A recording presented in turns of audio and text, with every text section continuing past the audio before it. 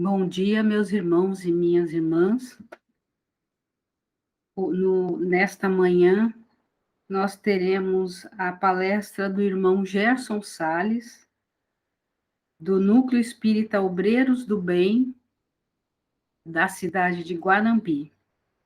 O nosso irmão nos falará sobre os 10 mandamentos.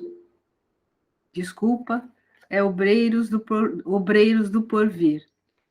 Então, para dar início aos trabalhos desta manhã, no Centro Espírita São Francisco de Assis, é uma leitura de harmonização do livro Fonte Viva, ditado pelo Espírito Emmanuel ao médium Chico Xavier. É a lição 61, Nunca Desfalecer. Orar sempre e nunca desfalecer. Está no Evangelho de Lucas, capítulo 18, versículo 1. Não permitas que os problemas externos, inclusive os do próprio corpo, te inabilitem para o serviço da tua iluminação. Enquanto te encontrares no plano de exercício, qual a crosta da terra, sempre serás defrontado pela dificuldade e pela dor. A lição dada é caminho para novas lições. Atrás do enigma resolvido, outros enigmas aparecem. Outra não pode ser a função da escola, senão ensinar, exercitar e aperfeiçoar. Enche-te, pois, de calma e bom ânimo em todas as situações. Fostes colocado entre obstáculos 1000 de natureza estranha, para que, vencendo inibições fora de ti, aprendas a superar as tuas limitações. Enquanto a comunidade terrestre não se adaptar à nova luz, respirarás cercado de lágrimas inquietantes, de gestos impensados e de sentimentos escuros. Dispõe-te a desculpar e auxiliar sempre, a fim de que não percas a gloriosa oportunidade de crescimento espiritual. Lembra-te de todas as aflições que rodearam o espírito cristão no mundo, desde a vinda do Senhor. Onde está o sinédrio que condenou o amigo celeste à morte? Onde os romanos, vaidosos e dominadores? Onde os verdugos da boa nova nascente? Onde os guerreiros que fizeram correr, por causa do evangelho, rios escuros de sangue e suor? Onde os príncipes astutos que combateram e negociaram em nome do renovador crucificado? Onde as trevas da Idade Média? Onde os políticos e inquisitores de todos os matizes que feriram em nome do excelso benfeitor?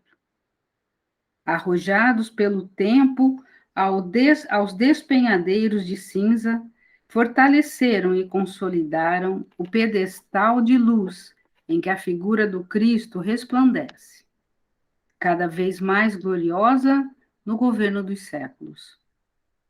Centraliza-te no esforço de ajudar no bem comum, seguindo com a tua cruz ao encontro da ressurreição divina. Nas surpresas constrangedoras da marcha, recorda que, antes de tudo, importa orar sempre, trabalhando, servindo, aprendendo, amando e nunca desfalecer.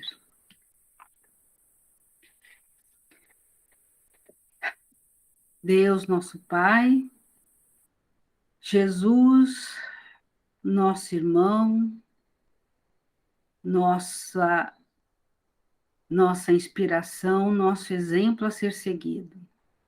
Aqui estamos mais uma vez, prontos a receber a inspiração do alto. Mestre, que o mentor de nosso irmão, Gerson Sales, o inspire com lições valiosas para que todos nós possamos aprender, assimilar e usá-las para não desfalecermos. Que assim seja.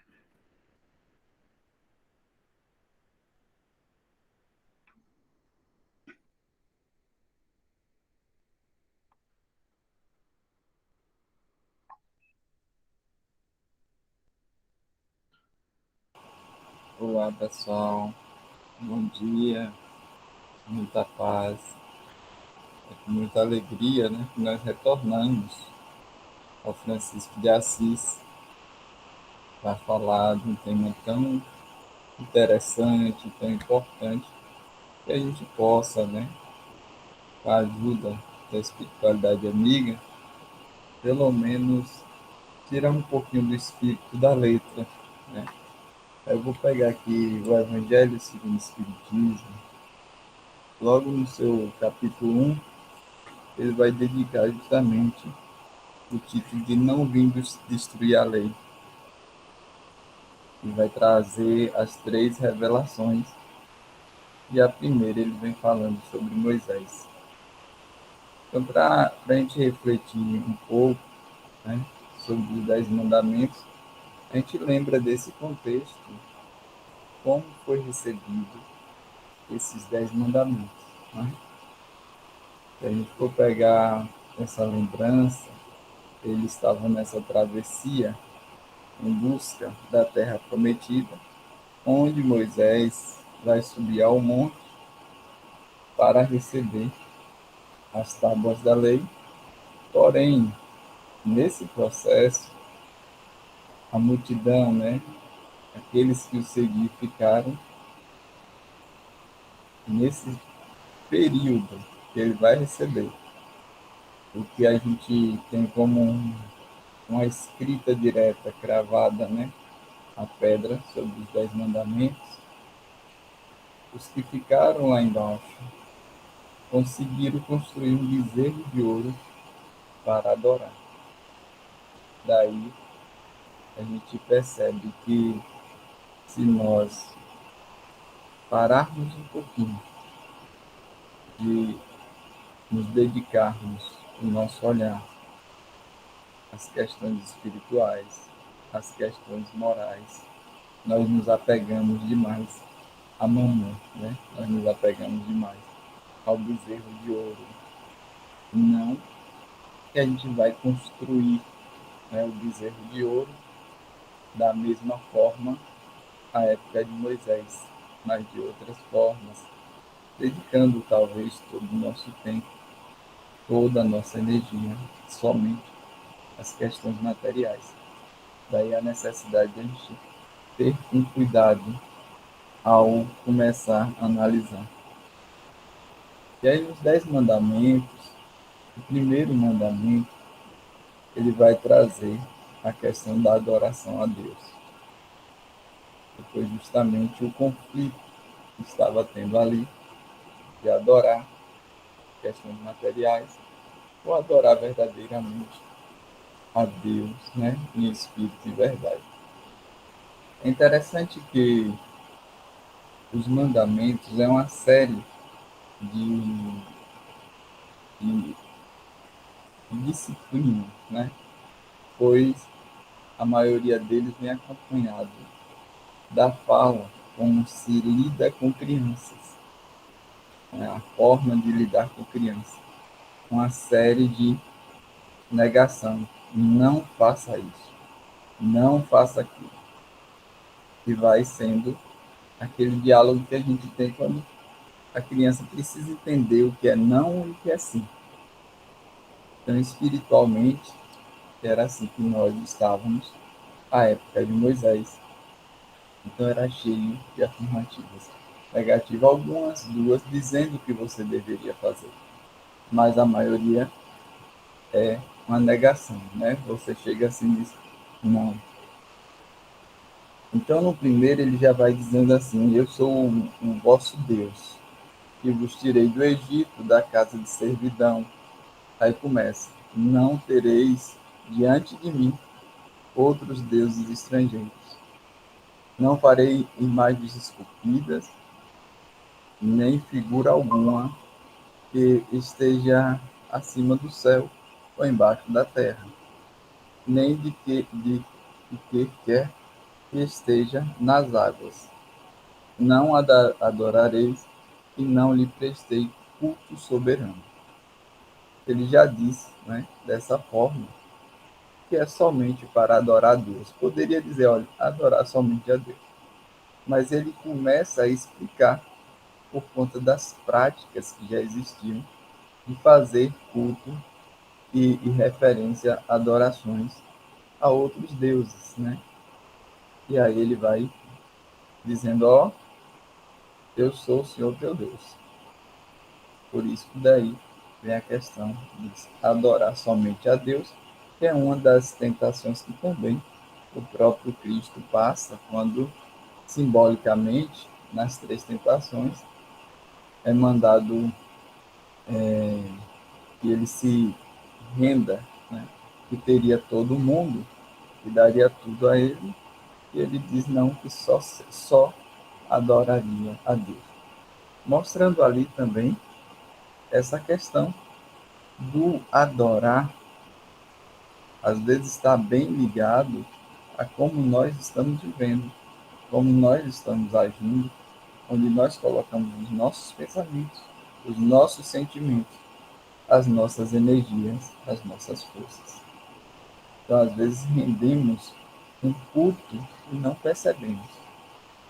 Quando nós nos entregamos de corpo e alma somente à matéria.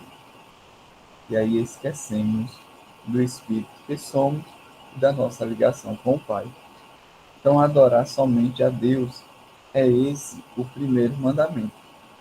A gente poderia fazer uma palestra só de cada, né, mandamento. Daria para falar. Porque quando a gente trabalha a questão da nossa ligação com Deus, da nossa conexão com Deus, a nossa busca pelo divino, nem sempre a gente consegue entender. Daí também o diálogo de Jesus com a mulher samaritana. Quando está lá no poço de Jacó, Jesus pede água à mulher, dá-me de beber, e ela estranha, né? Porque ele, que era homem, estava se dirigindo a ela, mulher, pedindo água, ainda ela samaritana e ele não. E aí Jesus diz, olha, se soubesse com quem falas, era tu que estava me pedindo água. Deixa a mulher confusa, porque, segundo o texto, Jesus nem tinha uma bacia, um balde, algo que pudesse pegar água e ela tinha. Como é que eu vou te pedir água se você não tem onde colocar água? E ele diz, da água que eu te der, nunca mais terás sede. E aí ela fica mais confusa e diz, olha, já sei que eu não vou ter mais sede, então me dá dessa água. Porque eu faço essa peregrinação para o poço, né? Não sei quantas vezes ao dia para pegar água. Eu não vou ter mais sede, então traz dessa água que você está falando. Ainda olhando de uma forma ingênua. E aí aí Jesus começa a falar, né, sobre a vida dela. Manda que ela chame, né, o esposo. Ela disse que não tinha, ele disse, bem verdade, não tem, porque já teve três. E aí começa a narrar e perceber, né, na figura de Jesus, ao olhar dela, um profeta. E a grandeza do Cristo. E ela, nesse diálogo, vai e pergunta, já que és, né, um profeta, questiona então como devemos adorar. Nós devemos adorar aqui na Samaria, ou devemos ir em Jerusalém para adorar? Devemos subir no Monte Gerizim ou no Monte Sião? Trazendo para a nossa linguagem atual, devemos adorar em que templo? Na casa espírita, nas igrejas católicas, nas igrejas evangélicas, nas casas de Umbanda, de Candomblé, onde devemos adorar? Era a pergunta da samaritana trazida para os nossos dias.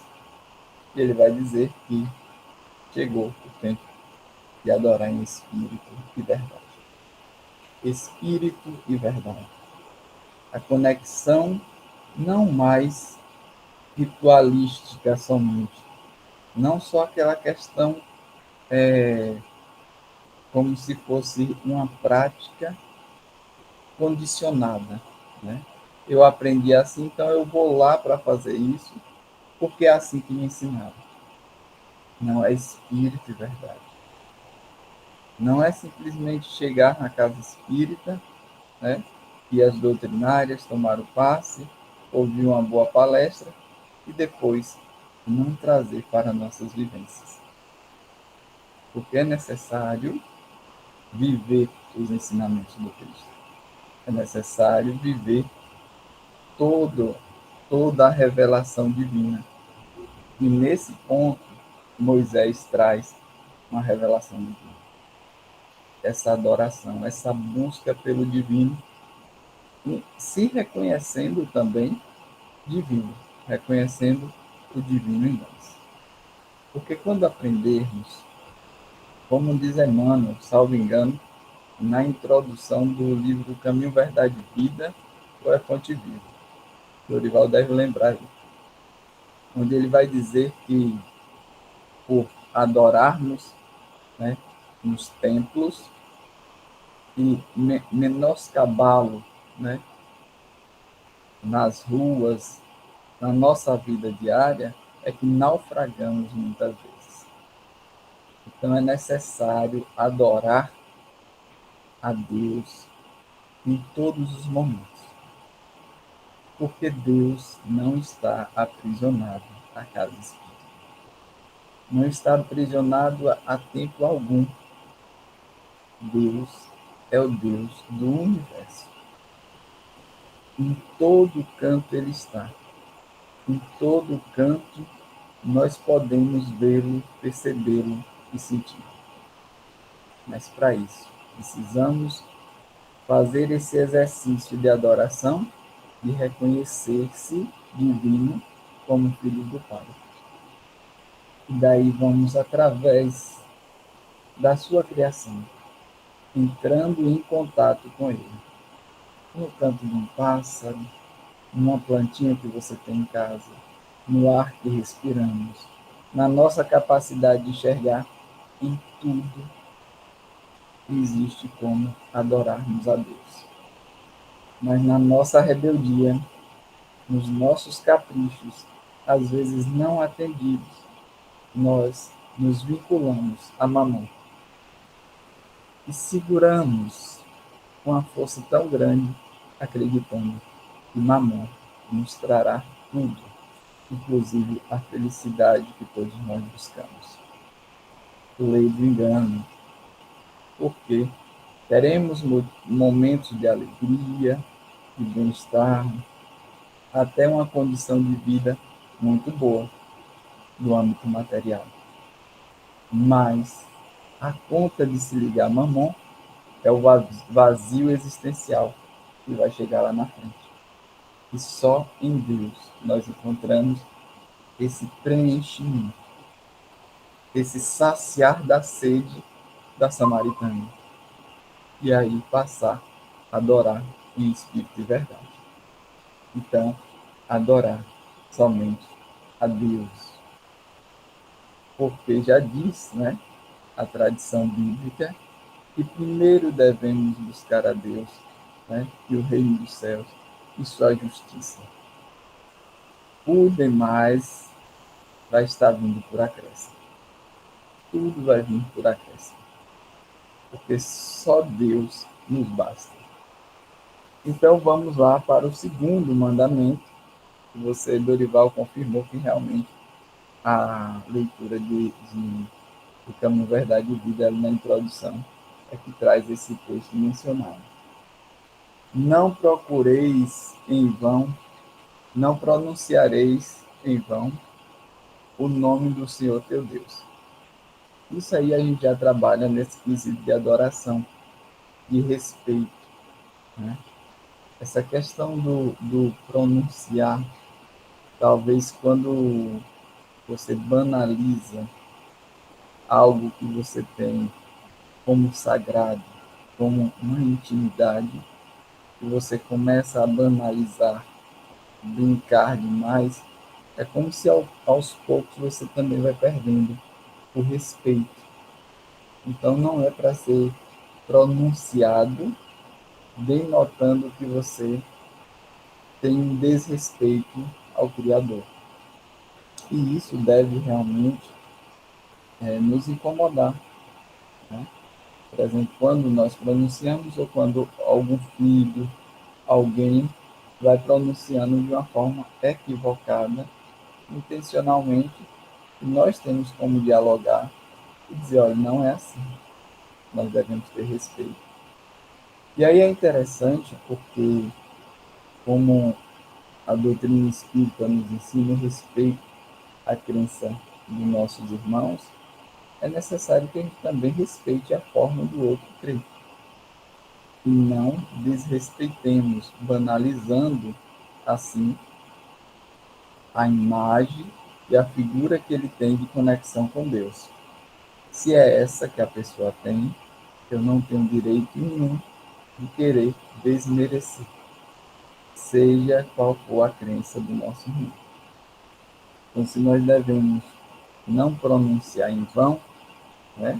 Não pronunciar de qualquer forma, por brincadeira, que nós não gostamos, quando se dirigem, né, a Jesus, a Deus, com brincadeiras, nós também não devemos, de forma nenhuma, banalizar ou brincar com a conexão com o divino do outro, porque ali é a conexão dele, é daquela forma que ele consegue orar, meditar, entrar em concentração e em contato com a espiritualidade.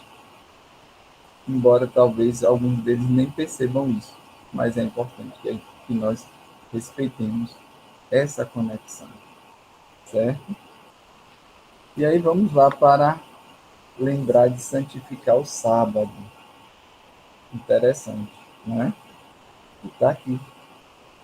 Pois é importante que a gente entenda, né, essa questão do santificar o sábado, do dedicar-se um dia ali com mais afinco ao seu lado de espiritualidade, a sua conexão com a espiritualidade. Jesus, né, colocou a questão do santificar os sábados de uma forma mais prática, certo? De uma forma de viver. E aí, quando a gente entra no primeiro mandamento, que é adorar a Deus, nós não santificamos somente o sábado. Todo dia é dedicado, todas as nossas ações, todos os nossos pensamentos a Deus. Ah, mas não pode trabalhar no sábado. Jesus não fala isso, né? Então, Jesus não veio destruir a lei, ele veio cumprir. Então, o problema é quando nós fazemos uma leitura apressada da letra e não extraímos o que quer dizer. E aí vamos para o fundamentalismo, vamos para a intolerância, porque é o meu entendimento, então tem que ser assim. Então, na tradição judaica, os rabinos faziam interpretações e nem todos concordavam com as mesmas coisas. Né? Então, você extrai o espírito daquela letra para que tenhamos compreensão. Ele está dizendo da necessidade de dedicar um dia onde você possa estar se avaliando, se autoconhecendo e entrando em conexão com Deus, com a espiritualidade, certo? É esse, digamos, a essência do dedicar esse dia. Porque Jesus foi questionado várias vezes. Quando eles pegavam espigas, né, aos sábados para comer, Jesus foi questionado que aquilo não podia. Quando ele curou aos sábados, foi dito da mesma forma que ele não podia curar nos sábados. E Jesus vai e faz um questionamento muito interessante que vai fazer com que a gente entenda isso. Ele vai dizer, olha, que você tem, o seu vizinho tem um boi, um carneiro, que cai num buraco, que está lá. Você o tira, se você tira, tiramos sim, né? Então, o que é que vale mais? Um carneiro ou um homem? Né? Quer dizer que o carneiro que está caído no buraco, você vai lá e tira. Mas o homem que está caído, você não pode socorrer no sábado. Então, ele vai dando a ideia que o propósito do sábado não é para que o homem fique paralisado, que o ser humano fique paralisado sem se conectar com Deus através do seu próximo. É interessante isso porque, mais uma vez, a gente ainda tem a mania de achar que se conectar com Deus é estar dentro de um templo. Nós, até agora, estamos provando que não é isso. A pandemia, através do isolamento, disse, olha, vocês vão aprender a se conectar com Deus de outra forma. Você vai aprender a viver a espiritualidade de outra forma. Porque nesse momento vocês não vão poder estar aglomerando. Então, servir a Deus, nós servimos em nosso lar, que é o primeiro local onde nós precisamos exercitar o servir a Deus, através do nosso próximo, mais próximo, que é a família. Daí nós vamos estendendo para a sociedade, o ambiente de trabalho, porque muitas vezes nós não entendemos o quanto o nosso trabalho é divino, o quanto o nosso trabalho profissional mesmo, repercute na vida de outras pessoas. E se eu não encontro esse propósito no meu trabalho, eu só vou olhar o meu trabalho como fonte de renda, como somente algo para me chegar lá e ganhar o material, sem perceber o propósito. Se eu trabalho assim, eu não ligo para a finalidade do trabalho que eu estou executando. Se tem algo de bom ou de nobre, ou se traz algo interessante. Simplesmente faço. Olha que interessante, né? Porque se eu não percebo, eu vou estar me distanciando de estar servindo a Deus. Então, eu preciso estar servindo a Deus desde quando eu acordo, desde quando eu vou dormir. E para quem tem condições, até ao dormir, né? Que vai estar ligado espiritualmente aos trabalhos e às atividades nobres no plano espiritual. Então, não fazer essa distinção, essa barreira. Então, não há necessidade de você parar, né? Um dia inteiro para ficar somente meditando, somente naquele processo de adoração. Porque Deus não quer isso. Porque Ele também não faz isso. Deus não para um segundo. Jesus diz, eu trabalho, né? Meu Pai trabalha também. O trabalho de construção do universo, de emanação de fluido cósmico universal. Se parar, tudo para no universo. Então Deus não para. Então não paramos também. Mas é necessário, como existe a lei do trabalho, existe também, né, o repouso. Quando questionar qual é o limite do trabalho, o limite de nossas forças. Então, tenhamos muito cuidado quando estamos nesse trabalho excessivo, né? Adoecendo lentamente, adoecendo, porque lá na frente, como diz Francisco de Assis, o burrinho, né, não vai suportar, né? O nosso burrinho não suporta. Por quê? Porque todo trabalho também tem limite. E foi, né, o que salvo engano, o Frei Damião falou para Francisco de Assis. Que é que ele podia fazer, que tinha um homem, né, que estava destruindo, estava acabando com o burrinho dele, que estava escravizando, botando para trabalhar, não sei o quê. Aí Francisco, quem é esse homem? Né? Quem é esse homem que eu vou lá falar com ele agora? Aí o Frei diz, é você, irmão Francisco. Olha o que você está fazendo com o seu corpo. Ele estava naquele trabalho incessante. Então é necessário cuidar do dormir. Né? E aí vem uma série de nãos agora, não, vem o honrai, né? O quarto, honrai o vosso pai e a vossa mãe. E a promessa é que você tenha uma vida na terra, né? Na terra, aqui. A fim de viveres longo tempo na terra que o Senhor vosso Deus se dará. E olha que se uma promessa aqui na terra já fazia os homens, né, o ser humano honrar pai e mãe, imagine nós que temos conhecimento do plano espiritual. Honrar pai e mãe é algo muito importante, né? E aí o Evangelho segundo o Espiritismo vai dedicar um capítulo a isso, falando das relações, das ligações que existem entre o plano espiritual, o plano físico, do planejamento reencarnatório. Nós não sabemos o que é a bênção de ter um pai e uma mãe. Nós não mensuramos isso.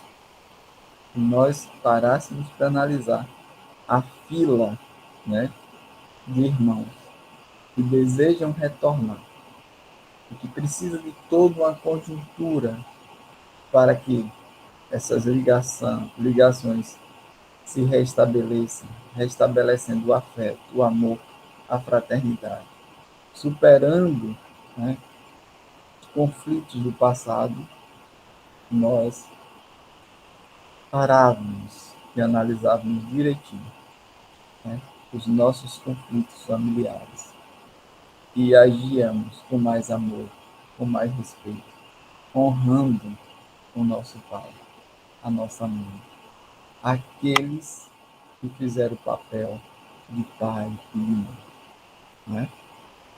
Então é necessário a gente entender que o honrar, segundo a doutrina espírita, vai mais além. É realmente cuidar dos nossos pais quando eles estiverem também precisando.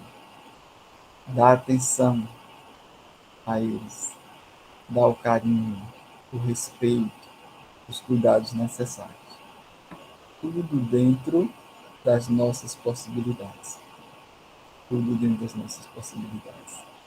Buscar fazer o melhor para eles, dentro das nossas possibilidades. Isso é muito importante, porque também honramos as nossas raízes e os nossos valores morais, o que nós aprendemos de bom, o que tem de positivo. Nós não sabemos o que os nossos antecedentes, né, a nossa raiz familiar, a nossa árvore passou para que nós estivéssemos aqui. Se vocês tiverem tempo e tiver como ainda, aqueles que têm familiares, né, tios, remonta um pouquinho, só para saber o que é que seu pai e sua mãe passou, o que é que seus avós passaram, o que é que os seus bisavós passaram, para que nós pudéssemos estar. Então, honrar pai e mãe é um dever, não dá para fugir disso. Ah, mas meu pai, a minha mãe, nem todos, né, tivemos uma boa relação com os nossos pais. Mas independente disso, segundo Haroldo Dutra, né, só em ter possibilitado estarmos aqui, nós devemos uma gratidão imensa, certo? Então, honrar o vosso pai e a vossa mãe. E aí nós vamos para agora essa série de não. Aí ele vem dizendo: não matarás, não adulterarás, não roubar, não prestar falso testemunho, não desejar a mulher do vosso próximo, não cobiçar a casa do vosso próximo, nem o servo, nem a serva, nem o boi, nem o asno, nem qualquer coisa que lhe pertence. Isso é interessante porque é como se você estivesse falando com crianças que estavam em erros reincidentes. Então, qualquer problema, qualquer conflito, como era resolvido, um matava o outro. Daí, vindo o mandamento, não matarás. Aí você diz, mas isso para mim não faz sentido nenhum, já se eu não mato ninguém. Certo? Será que nós não matamos? E aí?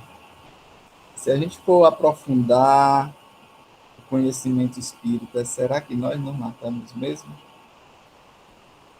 Diz que o desejo, o pensamento emitido já é um plasma, ou seja, plasmou para o universo.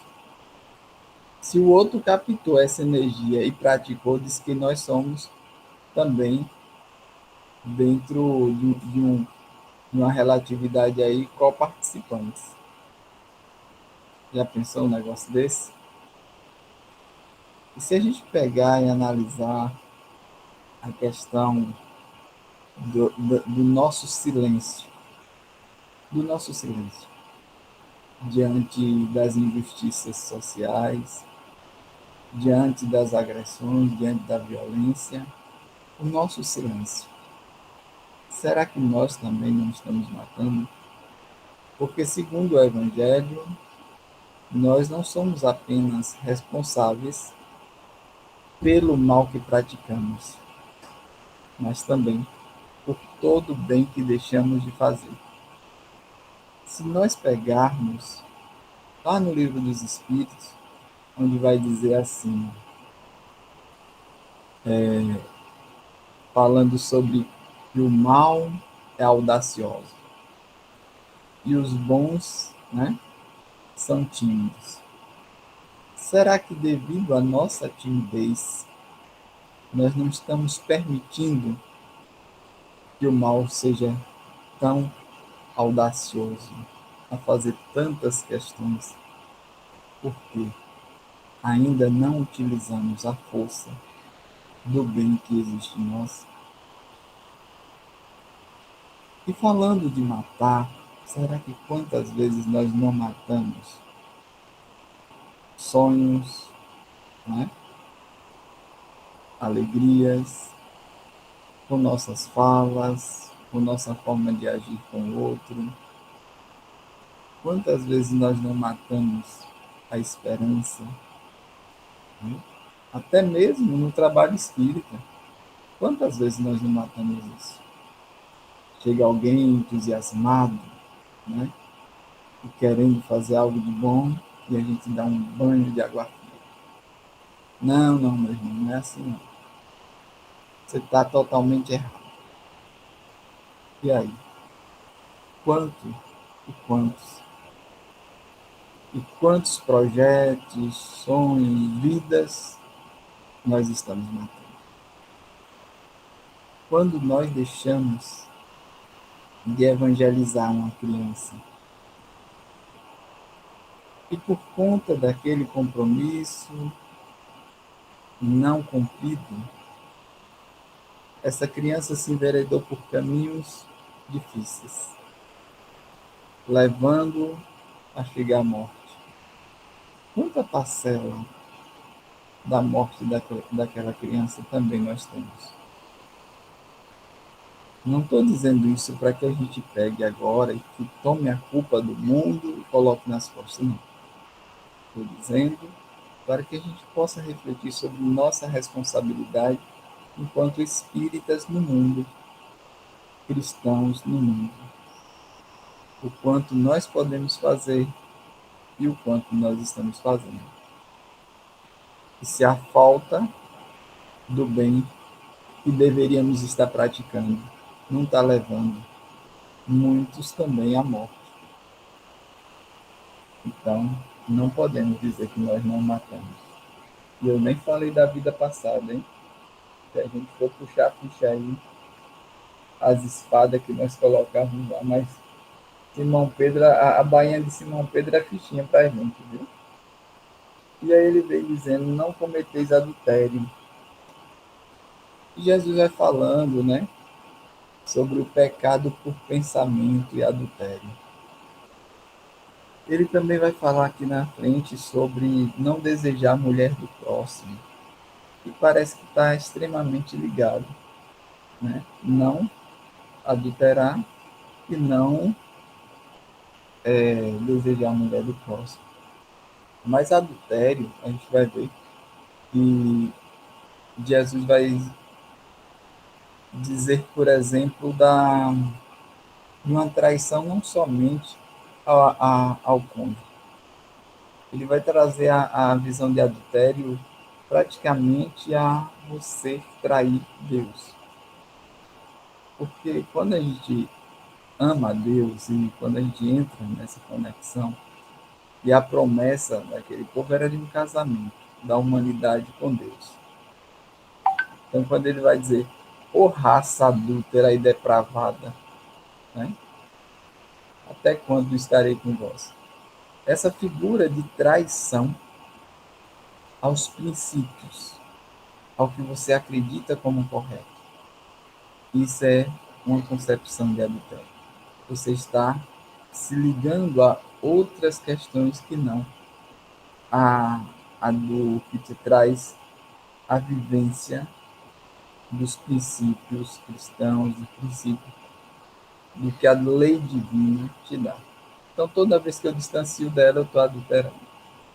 Mas o desejar, né, Jesus vai dizer, aquele que pensou já cometeu adultério. Por quê? Porque você alimentou algo, olha, é interessante, você alimentou algo, só faltou a oportunidade de praticar. Quer dizer que se tivesse um momento oportuno, se tivesse tudo onde você não fosse pego, você adulteraria. Daí porque no campo político nós vemos muitos caírem. Às vezes, quando não está lá dentro, quando não tem a oportunidade, você é alguém que defende a moral, tudo e tal. Quando está lá dentro, você vê a queda. Porque surgiu a oportunidade. E aí, o que tem aqui, intimamente, aparece. Então, é necessário a gente ter cuidado com isso. Quando vamos ler a série dos livros de André Luiz, vamos ver perfeitamente o que ocorre com a ligação de pensamento a pensamento. Espíritos desencarnados conosco encarnados no campo da sexualidade, do vício da bebida e tantos outros. Você liga-se mentalmente. Você pensou, ligou. E aí dali começa a surgir várias outras situações. Olha como é. Olha como é importante a vigilância do pensamento. O orar e vigiar para não entrar nessas questões. Então, será que não sabiam que não pode matar o outro? Que não pode, né? Melhor, que não deve, né? Adulterar? Que não deve roubar? O falso testemunho. Hoje, com as redes sociais, digamos que muitas pessoas praticam, porque não filtra o que é verdade e o que não é verdade. Não passa nas três peneiras socráticas, se é verdade, se tem bondade e se tem utilidade aquela informação e simplesmente vai passando para frente. Então, praticando aí o falso testemunho. A questão de não cobiçar nada de ninguém, essa questão de você desejar o que é do outro, você desejar o que o outro tem. É como se você não tivesse um parâmetro para você do que você quer. Mas quando percebe que o outro tem algo, né, vamos para aquele ditado, ficamos achando que a grama do vizinho é mais verde, e aí vamos começando a desejar a vida do vizinho, a vida do outro como a vida do outro como algo mais perfeito do mundo. E aqui, já antes de Cristo, né, Moisés, no Velho Testamento já dizia, para que a gente não vivesse a desejar o que é do outro, né, com com inveja. Aí a inveja, né? Quando você vai cobiçando o que é do outro. E aquilo vai crescendo e vai te incomodando. Então é necessário a gente buscar trabalhar esses ensinamentos. E aí, Jesus vai e resume todos esses ensinamentos na lei maior, para facilitar a nossa vida, que é amar a Deus sobre todas as coisas e ao próximo como a si mesmo. Porque aquela série de negação, ela vai praticamente ser resumida em fazer ao outro aquilo que não queres que vos faça. Não façai para o outro aquilo que não quer que vos faça. Ou fazer para o outro aquilo, né, que você quer que faça contigo, pratique para com o outro, como você gostaria de que o outro também praticasse para com você. O processo de empatia, de respeito e perceber que aquilo que dói em mim também dói no outro. Então, se a gente seguisse, né, esses preceitos de amar a Deus sobre todas as coisas e ao próximo como a si mesmo, praticando para com o outro aquilo, né, que eu quero que pratique para comigo, e possamos tratar o nosso semelhante dessa forma, as nossas vivências, né, a nossa conduta, a nossa maneira de ser seria bem melhor. Daí porque esses ensinamentos precisaram ser registrados, gravados na pedra, como Jesus vinha ensinando. Imagine que ele vai, né, em vários momentos, dizer: olha, aprendeste o que foi dito pelos antigos. Então, tinha aquela tradição oral. Mas ele vai dizer: eu, porém, vos digo, e dava ali algo maior para ser exercitado. Aprendeste o que foi escrito, eu, porém, vos digo. Tinha sido escrito algo, né?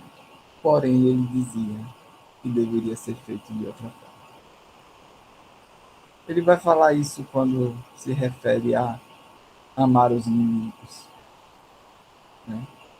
Porque aprendeste que foi, né, dito que você deveria amar o próximo e odiar o seu inimigo. Eu, porém, vos digo: amai os vossos inimigos, orai por aqueles que vos perseguem e vos caluniam. Ampliando o nosso olhar de compaixão, de misericórdia e de fraternidade. O nosso irmão já não é mais aquele que faz parte do nosso ciclo consanguíneo apenas. Nossos irmãos é a humanidade universal. Temporariamente estamos morando aqui na Terra, mas temos outros irmãos. Então não devemos economizar nem amor nem perdão, porque é para ampliar. O nosso olhar é para ampliar. Pensando assim, a gente entende perfeitamente a missão de Moisés como legislador, tanto humano como aquele que recebe a primeira revelação de um Deus único para guiar os nossos corações em busca do nosso Pai. A essa ligação com o divino. Então ele teve uma importância muito grande. Parte da revelação que ele traz, das leis, melhor dizendo, que ele traz é humana. Leis que são mutáveis, mudam diariamente, como mudam até hoje. Outra parte que é divina, você sabe acolher e tirar o espírito da letra, para não somente ler da forma que nós queremos, mas sim do que nós precisamos realmente vivenciar. Então, o nosso desafio é pegar todas essas revelações até hoje que está ao nosso alcance e dentro das nossas possibilidades, das nossas forças, colocar em prática. Esse é o nosso desafio. Desafio de realmente viver o que nós estamos, né, professando, o que nós estamos buscando compreender a cada momento. Porque senão, que sentido teria? Né? Que sentido teria? É aquela velha história. Nós temos um paraquedas, estamos saltando e não queremos abrir.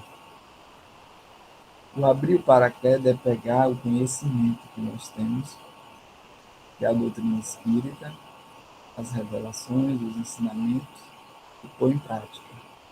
Se eu somente digo que sei, que adianta?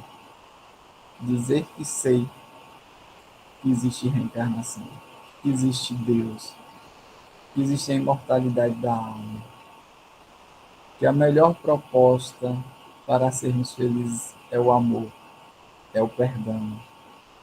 O que adianta isso tudo se na hora do campo prático eu prefiro ficar fechado? Não adianta. Então que Jesus nos abençoe, nos ampare. Adorei estar com vocês essa manhã de domingo, né? Completando 4.0, né, Dorival? Para a nossa alegria, né? E dizer que é muito bom estar com vocês. Estender nossos laços de fraternidade aí ao Francisco de Assis, a todos vocês que estão buscando, né?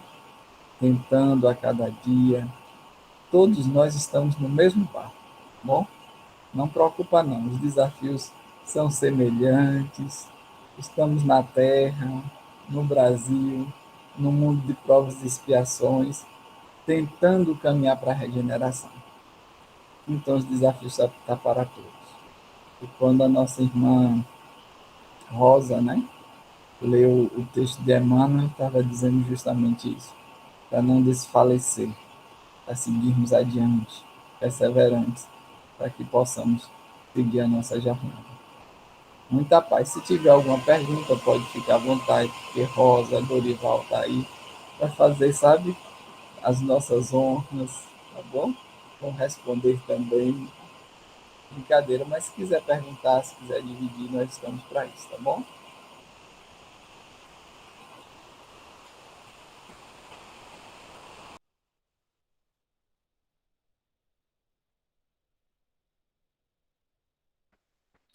É, Gerson, eu quero te agradecer pela linda mensagem que você nos trouxe, muita reflexão, né? E cada um dos mandamentos, né, de uma profundidade muito grande. Eu gostaria de pedir que você, então, fizesse a oração final para a gente, tá? Faço sim. Agora, então agradecer a vocês pelo carinho, né? Completando mais um janeiro, pessoal dando parabéns, né? Deixar um abraço aqui para Aparecida, para. Foge o nome dela? Não, Rosa eu falei, Rosa e Vera, É, Regina, Vera, Solange também, para todo mundo que está aqui, tá bom? Então vamos orar, vamos agradecer a Jesus, Divino Mestre, amigo incondicional de todas as horas. Rogamos o teu amor, a tua paz, a todos nós que aqui estamos, bem como aqueles que entrarão em contato com essa mensagem. Que o vosso amor, que a vossa misericórdia possa nos fortalecer, dando-nos a coragem, a perseverança, a resignação, mas que não esqueçamos, Senhor, da tua mão amiga, como Sirineu ao nosso lado, quando a nossa cruz se apresentar mais desafiadora. Rogamos que o Senhor possa se aconchegar cada dia mais aos nossos corações, nesse processo de busca constante pelo esclarecimento, pelo entendimento das verdades espirituais, o Senhor seja sempre o nosso norte, o nosso farol, o nosso modelo. Ser conosco, mestre amigo, ser conosco, mestre amigo, pois sem vós a nossa jornada se torna mais difícil. Ser conosco, Jesus, hoje e sempre, que assim seja.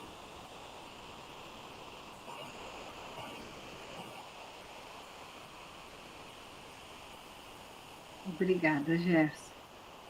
Eu que agradeço.